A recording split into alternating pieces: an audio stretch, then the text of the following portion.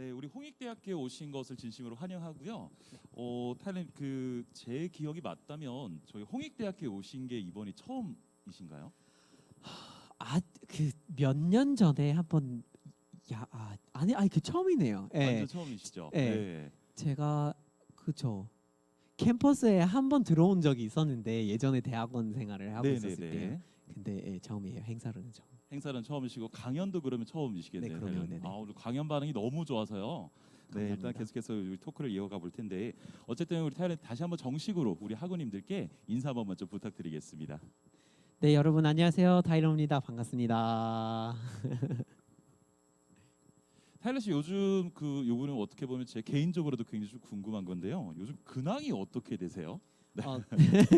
좋은 질문이에요. 사실 이게 그 근황도 그렇고 제가 자기 소개를 할 때도 사람들이 네. 그러니까 이게 호칭이나 막 직함을 뭘 쓰냐 하고 막 이런 거 되게 고민하시는 분들이 많이 여러 가지 계시는데 것들을요. 네, 한꺼번에 많은 거를 하고 있어가지고 저는 네. 요즘에 근데 이제 약간 좀 집중하는 게 있다면 네. 그 여기저기 좀 약간 기후위기 관련된 얘기를 많이 하고 다니고 있고요. 그리고 이제 그 제가 이제 사업을 하기는 하거든요. 그래서 코스타리카의 이제 무역진흥원의 업무를 도와주고 있고, 그리고 이제 동업자와 같이 이렇게 한국 기업하고 라틴 아메리카에 있는 기업을 매칭시킬 수 있는 어떤 솔루션을 개발하려고 노력하고 있는데 맨날 그 약간 데이터를 보면서 네. 꼴찌 아픈 그런 거 하고 있습니다. 일단은 계속 노력을 좀 하고 있으시네요. 네, 네, 네. 새로운 거를 배우려고 노력하고 있어요. 네네. 네. 알겠습니다. 요즘 이제 근황이 어떻게 되시는지 네이버에 보니까 연관 검색어에 이제 타일러 근황 뭐 이렇게 좀 많이 뜨더라고요. 네. 네, 그래서 저희가 질문 한번 드려봤고요. 타일러 씨께서 일단 한국에 오시기 전에 그 대학교에서 국제학부를 전공하셨다고 제가 들었거든요. 좀 약간 어떻게 보면 좀 막연한 질문일 수도 있는데 우리 타일러 씨의 대학 생활은 좀 어땠던 것 같아요? 저는 이제 이렇게 나이 얘기를 하게 되는 것 같은데요. 어쨌건 그 2006년부터 2010년까지 네, 그 시카고 대학교에서 학부를 다녔는데요. 네 공유학번이신 거죠, 그렇게 네, 되면. 맞아요. 그렇게 보면 공유학번이라고 하겠죠. 네, 저는 근데 그 고등학교 다녔을 때는 시험이 없었거든요. 아우, 시험도 없었어요? 기말고사라든지 이런 거 없이 어, 그냥 프로젝트를 기획해서 네. 10일 동안 이렇게 만들어서 그 다음에 약간 전시하거나 학교 앞에서 발표하거나 해야 되는 그런 구조였는데 시카고 대학교 가니까 중간고사에 기말고사에 이런 거 다 있고 그리고 학생들이 굉장히 이렇게 표현해도 되는지 모르겠지만 빡세게 네, 공부를 빡세게, 네. 하시는 그런 빡세게. 그러니까 시카고 대학교에 네. 약간 그 슬로건이 있어요. 비공식적인 슬로건이 있는데 네. 그 Where fun comes to die. Where fun comes to die. 네, 그래서 네. 재미가 사람이라면 와서 죽는 학교라고 이렇게 표현을 할 만큼 심오한데요. 그렇죠. 그래서 저는 네. 그 대학교를 다녔을 때 정말 따라잡는 데에 많은 시간을 투자했던 것 같고요. 그리고 그 적응을 하게 되는 대로 가능한 많은 다양한 이제 언어를 배울 수 있게 계속해서 수업을 바꿨습니다. 그런 활동을 그러셨군요. 했던 것 같아요. 어떻게 보면 요즘 코로나 때문에 사실 교정에 이제 학생들이 많이 없고 오늘도 제가 네. 홍익대학교를 개인적으로도 또 오랜만에 왔는데 약간 어떻게 보면은 너무 약간 아무도 없으니까 네. 네, 그래서 그게 참 요즘 대학생들 어떤 또 하나의 또 고민이지 싶은데 네. 타일러 씨 같은 경우는 사실 근데 어떻게 보면은 지금 하는 많은 활동들이 이 코로나 때문에 영향을 받는 거는 많이 없으세요? 괜찮으세요? 그 작년 그 상반기에 그 이제 행사라든지 이런 거를 네. 어떻게 진행해야 되는지 많은 분들이 아직 모르는 시기였기 때문에 그것도 디지털로 이렇게 전환하는 거를 많이 이렇게 몰라서 못했던 시기였던 것 같아가지고 그때는 좀 있었지만 빨리 적응하게 돼가지고 결국에는 이제 거의 일을 그대로 하게 되는 것 같더라고요. 근데 미국도 사실은 이게 사람들이 막 안 나가고 이렇게 안 모이고 막 하는 지역이 굉장히 많아가지고 그 취업이 진짜 어렵다고 하더라고요. 근데 네. 약간 좀 다르게 접근을 하면 네. 진짜 일자리가 많대요. 그러니까 지금 네. 기존대로 약간 사람들이 원래 일자리를 찾으려고 했던 방식으로 이렇게 하면 취업을 못 한대요. 근데 리모트로 하고 그러니까 리크루팅을 하는 회사들이 갑자기 많이 생겨서 아예 일자리가 원래 없었던 지역에 일자리가 많이 생기고 막 이렇게 된다고 하더라고요. 그래서 약간 좀 많이 세상이 변하고 있는 것 같더라고요. 네.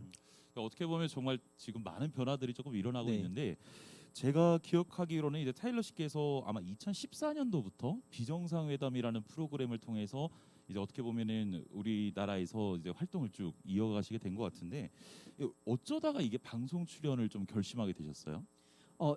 방송 출연을 결심했다고 하기보다는 네. 저는 이제 그 KGSP 정부 초청 장학금이라는 프로그램이 있어요. 네네. 그걸로 이제 한국의 이제 대학원에서 이제 유학을 하러 왔는데 그 이제 석사, 박사 막 이런 거를 다 할 수 있는 그런 시스템이 있어요. 근데 저는 석사로 왔는데 원래 4학기까지 하면 졸업할 수 있다라는 식으로 학교에서 그렇게 이제 프로그램이 설계가 돼 있잖아요. 근데 현실이 다르더라고요.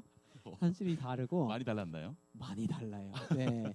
그 4학기 하고 바로 졸업하는 게 모양새가 안 좋다는 얘기가 돌 정도로 네. 약간 조금 더 공부를 해야 되고 아니면 이렇게 약간 연구 방향을 바꿔야 되거나 아니면 약간 먼저 졸업하실 선배가 있으면 주제를 아예 바꾸거나 이런 이제 상황들이 좀 있어가지고 결국에는 이제 그 장학금이 만료가 돼서 일을 해야 갑자기 되는데 또, 네. 예, 근데 저는 영어로 일을 하고 싶지는 않았거든요. 그래서 그때 네. 네, 그 꼭 모든 거를 한국말로 하고 있었는데 논문도 한국말로 쓰고 그래서 한국어로 할 수 있는 일을 찾고 있었는데 그런 약간 알바 같은 것들이 올라오는 유학생이 사용하는 공고 사이트가 있어요. 그래서 그거를 쓰면 가끔씩 뭐 백화점에 있는 그런 반찬을 파는 매점들이 알아서들 홍보물을 만드는데 그러면 막 김치 먹는 모습 사진 찍어주면 막 5만 원 주고 막 이런 되게 꿀알바 같은 것들이 있거든요. 네네. 그거를 잡고 있었는데 뭐가 뭔지를 몰라서 그냥 막 이력서를 보냈다가 나중에 전화가 와서 뭐 한국말 할 줄 아냐 뭐 인터뷰 올 수 있냐 그래서 갔는데 뭐 그쵸 방송 작가들이었고 뭐 무슨 토론을 한대요. 그래서 네. 한국말로 토론하네요. 그러면 한대요. 그래서 그러면 괜찮겠다 싶어가지고 2번만 하면 된대요. 네네. 그래서 너무 좋아요. 그래서 동의를 했는데 그게 이제 비정상회담이 되고 나중에 이제 고정이 돼서 계속해 하게 돼가지고 그렇게 해서 방송을 정말 어떻게 보면 한국어로 할 수 있는 제대로 된 일을 하나 찾은 거네요. 네 맞아요. 맞아요. 아니 말씀이 나와서 말인데 제가 하나만 더 여쭤볼게요, 네. 타일러님. 그 최근에 그러니까 최근이라고 하기도 좀 그렇죠. 작년 10월에 그 삼진그룹 영어 토익반 네. 영화에서 또 이 총학생에서 또 준비를 해주셨어요. 아. 네, 요렇게. 네. 네. 저도 보다 깜짝 놀랐었거든요. 저도 저도 영화를 놀랐어요. 봤었는데 우리 이종필 감독님께서 연출하신 네, 맞아요. 네, 요 영화에서 나오셨는데 제가 이제 얼핏 듣기로는 이 완벽한 이제 캐릭터 구상을 위해서 뭐 90년대 이제 영어 표현이라든지 아니면은 뭐 대본에 없는 강의 내용까지 본인께서 직접 준비를 하셨다고 제가 네, 얘기를 좀 들었어요. 어디서 들으셨죠? 네네네. 또 작가님들이 또 다 준비를 해주셨더라고요. 그래서 네네. 어쩌다 이 연기는 또 도전을 하시게 되셨어요? 그 연기는 이렇게 그냥 연락이 와서 네. 그 이걸 한번 해보겠냐 그러시는데 네. 그 약간 배역이 딱 제가 갖고 있는 이미지랑 맞기도 하고 네. 그리고 그 감독님이 되게 약간 피드백에 대해서 굉장히 궁금해하셨거든요. 그런 약간 네. 90년대의 모습이나 이런 캐릭터에 대한 그런 저의 의견이나 아니면 실제로 이렇게 영화를 보게 되시면은 문서가 나와요. 그런 이제 뭐 캘리포니아의 어디 연구소에서 네, 어디 연구소에서 그죠? 이렇게 메모가 있는데 네. 그건 이제 영어로 작성되어 있는 거를 제가 이제 감수를 하고 막 다시 이렇게 도와드리고 막 이런 역할을 좀 하기는 했거든요. 아니 이번에 네. 영화를 통해서 어떻게 보면 좀 본격적으로 또 진출할 수 있는 여지가 또 있는 겁니까, 타일러님? 그런 거는 뭐 또 뭐 물어봐 주시면 네. 당연히 뭐 고려를 해보겠습니다만. 그럼 그것도 이제 근황에 한번 문의가 안 추가를 하는 들어와서. 걸로. 문의가 아직 안 들어와서 알겠습니다. 네. 자 이제 그 우리 타일러님과 어떻게 먼저 근황 토크를 조금 진행을 해봤고 어떻게 또 앞으로 또 지내고 계신지 뭐 여러 가지 것들을 좀 여쭤봤는데요. 우리 학우님들께서 우리 타일러님에게 궁금하신 점들 혹은 하고 싶은 말 그리고 물어보고 싶은 말들을 또 사연으로 또 보내주셨는데요. 제가 일단은 몇 가지만 선정해서 우리 타일러님에게 한번 말씀드려 보겠습니다. 첫 번째 사연입니다. 첫 번째 사연. 타일러님 안녕하세요. 저는 평소 타일러님이 출연하신 프로그램을 즐겨 보는데요.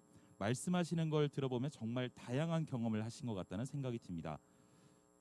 그렇다면 대학생 때 꼭 해보면 좋을 경험이 무엇이라고 생각하시나요? 궁금합니다.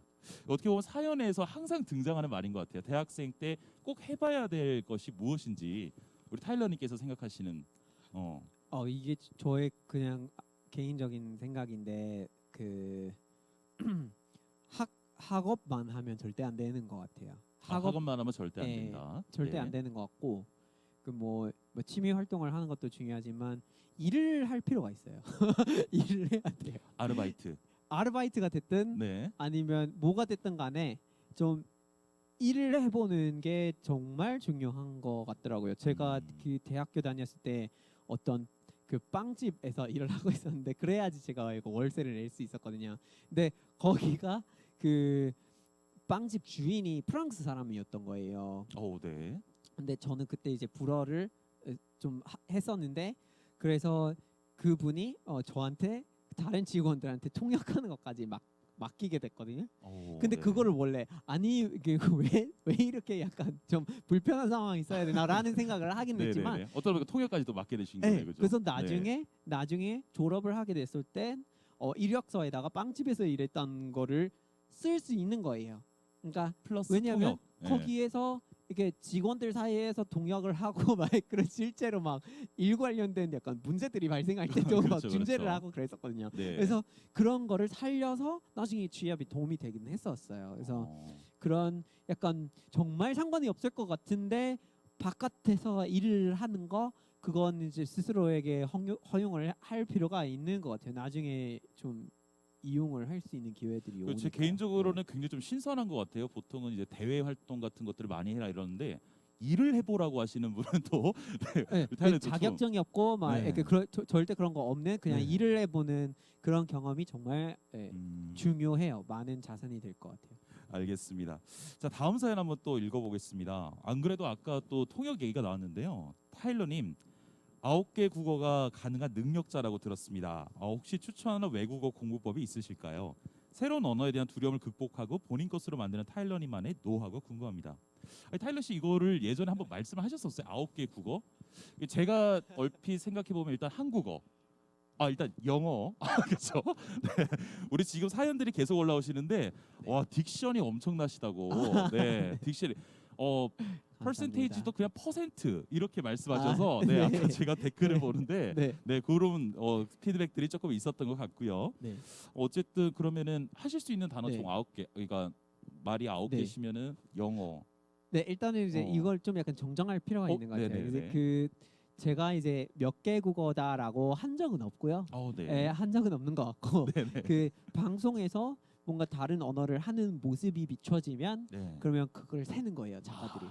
그러면 그렇게. 다른 방송에서 섭외가 되면 이거 나왔고 이거 나왔고 이거 나왔고 이거 나왔다라면서 명찰에다가 이게 찍어요. 숫자를. 네. 그러니까 그렇게 하게 되면서 점점 이게 약간 풀려지는 그런 현상이 있더라고요.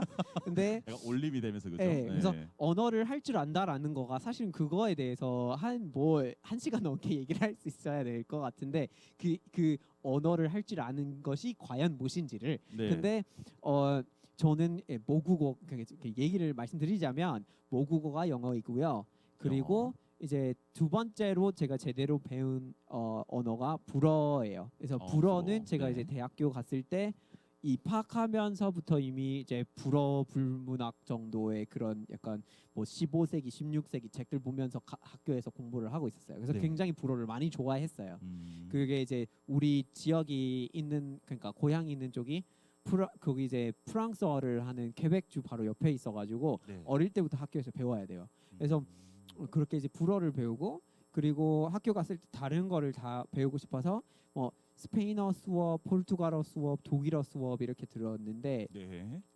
그 다음에 이제 뭐 한국어 수업에 이제 일어를 조금 학교에서 배워봤고 그리고 독학으로는 이제 약간 중국어에 관심이 있어서 중국어를 조금 배워봤고 그리고 러시아 그 합창단에 들어가게 돼서 기릴 문자를 배워야 되는 거예요. 그러니까 러시아어 할 줄은 합창단을요? 모르는데 네. 근데 기릴 문자는 읽을 수 있어요. 그러니까 이렇게 되게 뭔가 약간 지금까지 할 정확히 줄 아는 거는 아니고요. 9개를 말씀해 아니 주셨어요. 근데 그래서 막 약간 엉뚱하게 조금씩 알고 있는 건 나중에 보이게 되는 거예요. 막 예를 들어서 네. 이렇게 영어 할 줄 알고 독일어를 좀 왔으면 그럼 네덜란드어를 조금 이해를 할 수 있거든요. 그래서 예전에 벨기에 갔을 때 네덜란드어로 얘기를 하는 사람하고 약간 이렇게 이해를 하고 막 어머 하고 막 이렇게 대화를 나누게 되는데 그게 네. 네덜란드어 할 줄 안다라는 것 같아서 그 좀 약간 이 왜 그러는지 모르겠지만 예, 언어를 좋아하고 네. 제가 갖고 놀고 맛보고 이렇게 배우려고 노력을 한 언어가 많긴 해요. 근데 제대로 하는 거는 그러니까 유창하게 할 수 몇 있는. 개밖에 없어요. 그러니까 그래요? 유창하게 하는 거는 네. 뭐 영어, 한국어 있고요. 네네. 그리고 요즘에 이제 불어의 자신이 좀 점점 없어지고 있어요. 어, 예. 또 이게 또 안 그래서 쓰다 보면 또 태화가 되잖아요. 맞아요, 어떻게 맞아요. 보면 그게 그죠? 있고, 네. 네, 맞아요. 그리고 뭐 읽는 거는 일본어 논문은 읽을 수 있는데 말할 논문까지. 수도 없고 들을 수도 없어요. 그러니까 이게 그러니까 언어가 워낙 이런 읽을 수는 거니까 있는데. 이런 네. 거니까 몇 개 하냐라는 질문 자체가 저는 이게 좀 약간 웃기는 질문처럼 들리거든요. 근데 네. 어쨌건 좀 좋아하고 많이 배우려고 노력합니다. 알겠습니다. 그리고 하나 사연을 더 한번 읽어보도록 하겠습니다. 평소 비정상회담을 즐겨 보았는데요. 방송에서의 타일러님의 대화 방식과 생각들이 굉장히 인상 깊었습니다. 특히 논리정연하게 본인의 생각을 펼치고 상대방을 효과적으로 설득하는 대화 방식이 가장 기억에 남았는데 어떻게 하면 상대방과의 대화에서 논리정연하게 정리한 후 말할 수 있을까요? 타일러님만의 꿀팁을 듣고 싶어요. 이 언어적인 어떤 그런 부분들도 굉장히 질문이 많은데 이제 또 어떤 생각, 그죠? 네, 사실 타일러님께서 제가 그 기억을 되짚어 보면 이 언어를 많이 하시는 것도 좀 이슈긴 했지만 본인이 갖고 있는 생각을 굉장히 논리정연하게 말씀을 잘 해주시더라고요. 그래서 약간 정리의 끝판왕이다 그런 말씀, 그런 별명도 좀 있었던 것 같은데 답변 한번 해주시겠어요? 아, 네. 그 저는 그 설득이라는 거, 그러니까 이게 약간 문학 언어마다 정보가 나오는 순서라든지 논리가 형성되는 구조가 조금씩 다른 게 있어요. 그건 나중에 이제 관심 있으시면 아예 약간 도표 같은 거를 찾아보실 수가 있고요. 네. 근데 그 어떻게 와도 결국에는 상대방을 설득시키려면 먼저 상대방이 한 말이나 생각하는 말을 파악하고 있다는 것을 어필할 필요가 있어요. 그래서 그렇죠. 그 상대방이 했던 주장이나 아니면 왠지 할 것 같은 주장에 대한 그 정리를 먼저 본인 말로 들려드리고 본인 이렇게 생각하시는 것 같은데 하고 딱딱딱딱딱 해서 그 논리 그대로 그러니까 정말 그 사람이 맞는다고 보는 거를 다시 보여주고 그 다음에 그런데 여기는 의심이 되고요. 그래서 저는 어떻게 생각한다라는 이런 접근법을 쓰면 그러면 상대방이 들어줄 수밖에 없어요. 왜냐하면 그렇죠. 이미 상대방을 들어준 적이 있다는 걸 보여주고 있으니까요. 그러니까 그런 약간 그런 식으로 네. 접근을 하는 게 가장 설득력이 있는 것 같은데 만약에 제가 여러분들한테 미국 문화 어쩌고 저쩌고 영어로 하는 게 어쩌고 저쩌고가 중요하다 이런 걸 배우셔야 돼요 등등등등 이렇게 하고 있는데 한국말을 할 줄 알고 있으니까 그건 설득력을 가질 수 있지 한국에 대해서 아무것도 모르고 한국어도 할 줄 모르고 그런 거를 하는데 뭔가 없는 뭔가가 없으면 설득력이 굉장히 없어질 거잖아요. 그런 것처럼 상대방의 뭔가를 좀 갖고 보여줘야지 제가 주장하는 바가 좀 들리고 이해받을 수 있는 가능성이 생기는 것 같아요. 그래서 설득력은 약간 좀 그렇게 갖출 필요가 있어요. 알겠습니다. 이마저도 굉장히 논리정연하게 말씀을 또 잘해주셨어요. 타일러 사연 하나만 더 그러면 묻고 또 말씀을 한번 좀 드려보가 하겠습니다. 지금 계속해서 댓글로도 지금 저희가 실시간으로 또 채팅을 좀 보고 있는데요. 궁금하신 점들이 있으시면은 계속해서 말씀을 좀 해주시면 좋을 것 같습니다. 일단은 준비된 사연을 제가 하나만 더 말씀을 좀 드려볼게요. 이번에는 책과 관련된 부분인데 네, 안녕하세요 타일러님. 저는 타일러님의 책 두 번째 지구는 없다를 읽고 환경 문제에 더욱 관심을 가지게 된 학생입니다. 많은 분들이 기후 위기에 관심을 갖고 육류 섭취를 줄이거나 플라스틱 소비를 줄이는 등의 노력을 하지만 아직까진 관심을 갖지 않는 분들도 많잖아요. 제가 혼자 있을 땐 샵 용기내 챌린지도 열심히 하고 그러는데 환경에 관심이 없는 사람 앞에서는 눈치가 보여서 그냥 일회용품을 쓴다든가 하는 경우가 많습니다. 그러면 또 죄책감이 드는데 이럴 때 어떤 마음가짐을 가지고 어떻게 행동해야 할지 조언해 주시면 감사할 것 같습니다. 그리고 너무 팬이에요. 항상 응원하고 있습니다. 느낌표 3개 이렇게 사연을 주셨습니다. 그렇죠. 이게 또 환경에 그쵸. 어떻게 보면은 우리가 요즘은 이제 한국에서는 뭐 저출산, 뭐 고령화, 뭐 이런 어떤 이슈들이 많은데 환경과 관련된 것들은 어떻게 보면 너무 약간 인터내셔널한 것 같기도 하고 조금 너무 폭넓은 느낌이 사실은 좀 있는 것은 사실이거든요. 근데 너무 이거를 내가 관심을 갖고 있다는 거를 너무 어필을 하게 되면 조금 불편한 상황들이 연출은 될 수 있을 것 같다는 생각은 들어요. 네. 네, 타일러 씨께서는 어떻게 또 생각을 하시나요? 기후 위기를 해결하지 않으면 여러분이 가난하게 미래를 굉장히 가난하게 보내게 되실 거예요. 그냥 그게 결론이에요. 결론은 예, 경제적인 문제예요. 그러니까 지금 대한민국은 그 재생에너지를 한 5%밖에 안 쓰고 있고 그리고 이제 OECD 국가 중에서 그게 꼴찌인 걸로 알고 있어요. 근데 네. 우리가 이렇게 계속 화석 연료를 쓰다가 그 지금 이미 대기권에 그 쌓여 있는 그 온실가스가 너무나 많은데 이거를 당장 줄이지를 않으면 그러면 2050년이 되었을 때 그러면 인천국제공항이 없고요, 송도도 없고요, 그리고 군산 저기 충청남도 해안 지역이랑 전북 해안 지역이 침수가 되고요. 그러면 식량 생산이 어려워집니다. 그리고 김해공항이 없어요.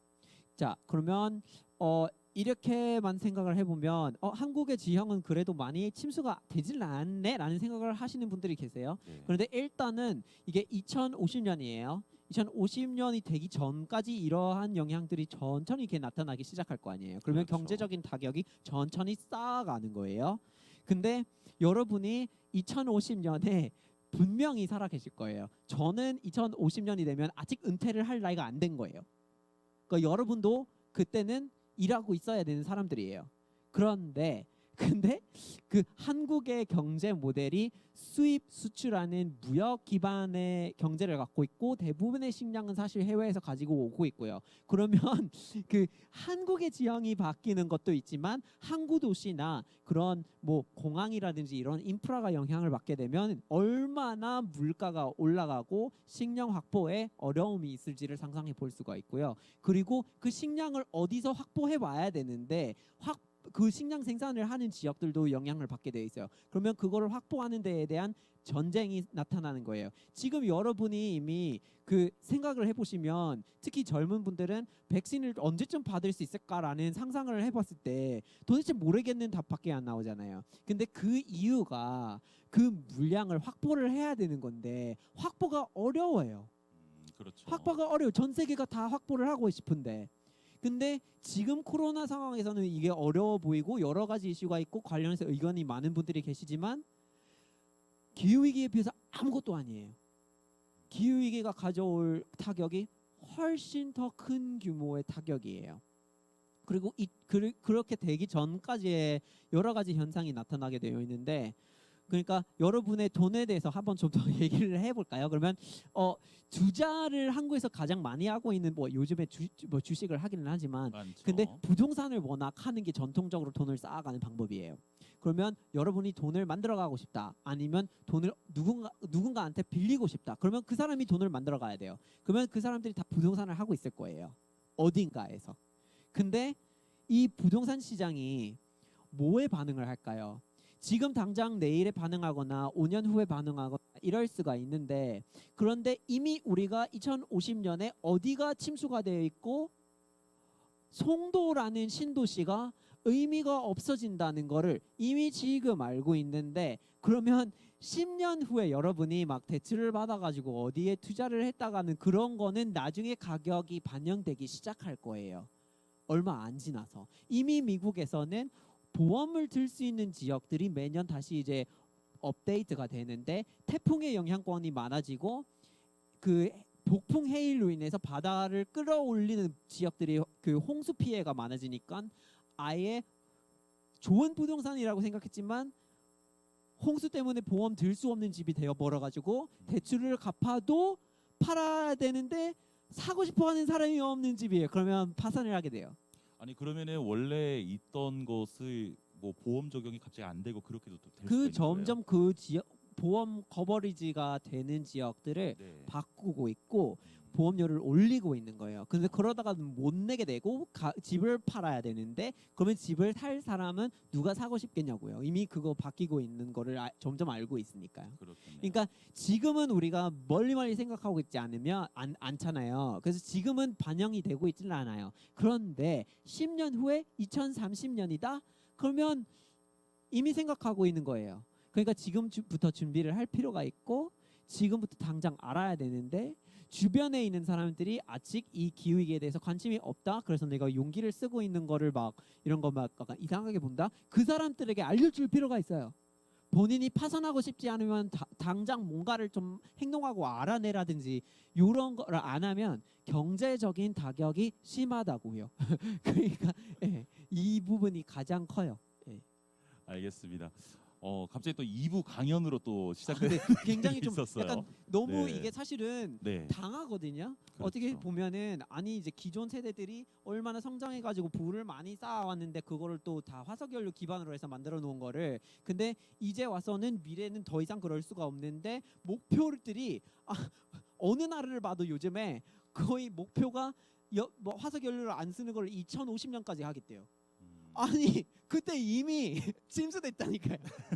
아니 누구의 미래를 위해서 그렇게 하냐고. 그러니까 네. 살아있는 사람들이 중요한 건데 그 당장 뭔가를 해야 되고 분노를 할 필요가 있다고 봐요. 그러니까 이 문제에 대해서 관심이 없다 생각되시면 그냥 단순히 얼마나 심각한지를 몰라서 그래요. 좀 더 알아보시면 굉장히 관심이 많이 생기실 거예요. 우리 저기 제가 지금 아이패드로 쭉 보고 있는데요. 우리 최광호님께서 타일러 씨께서는 식량난이 올 거라고 생각을 하시는 건가요? 이렇게 또 질문을 주셨어요. 분명해요. 아, 분명해요. 아니 이게 약간 좀 웃기는 얘기처럼 들릴 수도 있죠. 왜냐면 작년이었는지 토마토 공급이 안 돼서 그런 이제 패스트푸드점에서 토마토를 햄버거에 넣을 수가 없으니 고객님 죄송합니다. 케첩을 많이 드릴게요라는 그런 막 광고판이 붙어 있고 막 그랬었잖아요. 그런 거 보면서 하하하 하고 그랬는데 근데 사실은 네. 그게 토마토라서 그렇지 이게 쌀이 되거나 밀이 되거나 엄청나요. 그러니까 그러면은 이게 예를 들어서 그 이제 시리아 난민 문제를 보면 시리아 난민 문제가 거기서 내전이 있어서 난민이 발생했다고 얘기를 하잖아요. 근데 사실은 그게 좀 약간 잘못된 표현이기도 해요. 그러니까 내전이 생기면 사람들이 교전이 있는 지역을 피해서 나라 안에서 다른 쪽으로 가면 실향인이 되는 거거든요. 나라를 벗어서 딴 데로 가면 난민이 돼요. 그런데 난민이 엄청나게 많이 발생할 수 있었던 해야만 했던 이유가 뭐냐면 시리아가 원래 가뭄이 있었거든요. 가뭄이 심각해서 밀 생산이 안 되는 지역이에요. 그래서 러시아에서 수입을 하고 있었어요. 근데 그 가뭄이 러시아에까지 확장이 됐어요. 그래서 러시아가 수출을 단속한 거예요. 안 팔아줬어요. 안 팔아주는데 그러면은 수입원이 끊기면 당연히 교전을 하고 있는 상태에서 식량에 난이 생기잖아요. 그러면 교전을 피하려고 사람들이 지방에 갔으면 거기에 원래 식량이 있지만 이제는 없어요. 그러면 어디로 갈까요? 다른 나라로 가요. 그래서 굉장히 엄청난 규모를 가질 수 있었던 거예요. 근데 이게 그냥 조금 미리 모자서 그러니까 12%밖에 생산량이 안 내려갔어요. 그러니까 이게 굉장히 심각한 문제예요. 식량난이 오냐라고 온다고 생각하냐 이런 그 생각의 문제가 아니라 온다는 것이 통계적으로 이미 확인이 되어 있어요. 그러니까 그래서 많은 나라들이 그런 약간 수경재배라든지 많은 다른 방법에 대해서 막 투자를 해서 막 알아가고 있고 한국에서도 가끔씩 한국의 막 미래에 네덜란드가 돼야 된다는 막 이런 얘기를 하는데 그게 맞는 말이에요. 그러니까 이런 식량 생산을 다시 생각해보고 새로운 시스템을 도입해야지 나중에 그런 피해를 덜 받을 수 있는 세상이 되는 거예요. 알겠습니다. 지금 계속해서 그 반응들이 올라오고 있는데요. 우리 한성규님께서 죄송합니다. 맨날 배달 음식 시켜 먹는데 이런 말씀들을 또 해주고 있고요. 예, 뭐 여러 가지 또 말씀들을 또 해주고 있습니다. 우리 타일러님 말씀드리면 항상 생각이 깊어지는 듯 굿. 네, 이렇게 또 반응을 또 해주시고 있습니다.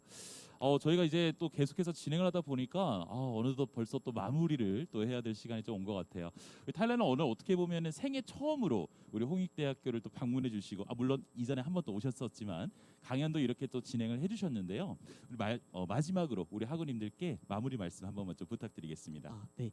이렇게 소통을 할 수 있는 기회를 마련해 주셔서 일단 너무 감사드린다는 말씀을 이제 감사드리고 싶었고요. 그리고 이미 약간 얘기가 많이 나오긴 했지만 이렇게 몇 가지를 좀 약간 부탁드리고 싶은 게 있다면 너무 진로에 갇히지 말아주세요. 그리고 하고 싶은 것들을 하루빨리 실험을 적용해서 해보는 습관을 길러보시면 본인이 앞으로 세상이 얼마나 빨리 바뀌고 얼마나 임시응변이 필요하다고 해도 그런 거에 대응을 할 수 있는 능력이 있으실 거예요. 그런 회복력이 가장 필요한 시대이기 때문에 그거를 좀 키워보시고, 그리고 기후위기에 대해서 많은 관심을 부탁드릴게요. 그리고 주변에 있는 사람들이 만약에 그거에 대해서 관심이 아직 없거나 얼마나 상황이 심각한지를 파악하고 있지를 못하면 그러면 주변에다가 좀 얘기를 많이 전해주세요. 사실은 혼자서 기후위기를 해결할 수가 없는 거잖아요. 그리고 얼마나 전기를 아끼려고 해도 얼마나 물을 아끼려고 해도 이게 혼자서 하는 거는 규모가 없고, 주변에 그냥 소비자들이 일인이 막 물을 조금 덜 쓴다고 문제가 해결될 게 아니에요. 훨씬 더 큰 문제예요. 그래서 투표와 이제 그런 뭐 제품을 제대로 구매하고 사용하는 걸로 이제 바꿔 나가야 되지만, 이 규모가 되려면은 사실은 가장 중요한 부분이 그런 재생에너지로 갈아타는 건데, 이런 거에 대한 얘기를 함으로써 할 수 있는 기회가 생기는 거예요. 그래서 본인이 뭔가를 할 수 있는가라고 이렇게 상상이 되거나 그런 거 궁금해하시면 가장 하실 수 있는 게 얘기를 하는 거예요. 주변에다가 얘기를 많이 퍼뜨려 주세요. 부모님들하고도 얘기를 해주세요. 그 미래에 대해서 부모님이 걱정을 하시는 거면 그러면 이거 하루 빨리 막 좀 고치는데 도와달라 이렇게 약간 부탁도 많이 드려 주시고, 왜냐하면 네. 사실은 기존 세대가 이 문제에 대해서 많이 파악을 해줘야 돼요. 안 그러면은 해결할 수 없는 문제거든요. 네, 알겠습니다. 우리 타일러 씨와 준비한 시간은 벌써 이제 여기까지 또 듣게 되었는데, 어떻게 보면 우리 타일러 씨의 근황도, 그리고 지금 현재 생각하고 있는 여러 가지 것들을 또 들어봤는데, 뭐 제 개인적으로는 또 기후와 관련된 부분에 대해서 저 개인적으로 굉장히 좀 심도 있게 또 익히게 되는 그런 유익한 또 시간이 되었던 것 같습니다. 지금 현재 여러분들께서 보고 계신 유튜브 실시간 라이브 같은 경우는 링크로 다른 분들께 또 전송이 가능하니까요. 다른 분들께서 또 많이 참여하실 수 있도록 도와주시면 감사하겠습니다. 오늘 이렇게 홍익대학교 초청에 또 응해 주셔서 정말 감사드린다는 말씀을 대신 전해드리고 싶고요. 다음에 또 더 좋은 기회로 만나뵙길 바라겠습니다. 다음 게스트로는 우리 이규빈 씨께서 기다리고 계시는데요. 저희 무대 잠깐 정리하고요. 잠시 후에 인사드리겠습니다. 끝까지 함께해 주신 학우 여러분께 다시 한번 감사드리고요. 타일러님께 다시 한번 뜨겁게 박수 쳐주시면 감사하겠습니다.